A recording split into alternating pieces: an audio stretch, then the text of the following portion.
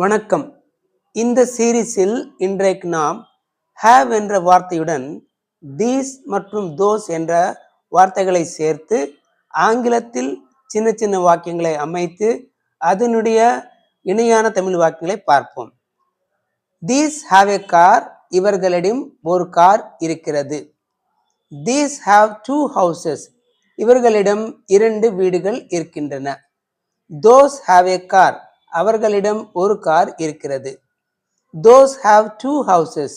அவர்களிடம் 2 வீடுகள் இருக்கின்றன. ஏற்கனவே சொன்னது போல் have என்ற வார்த்தையை I, you, you with respect, we, they, these மற்றும் those என்ற வார்த்தைகளோடு ஒருமை சிங்குலர், பன்மை ப்ளூரல் அர்த்தத்தில் பயன்படுத்த வேண்டும். அடுத்த சீரீஸில் பார்ப்போம். பார்ப்பதற்கு முன்னால் இந்த சேனலை லைக் பண்ணி ஷேர் பண்ணி சப்ஸ்கிரைப் பண்ணுங்க. உங்களுடைய கருத்துக்களை கமெண்ட் பாக்ஸில் தெரிவித்துக் கொள்ளுங்கள். நன்றி, வணக்கம்.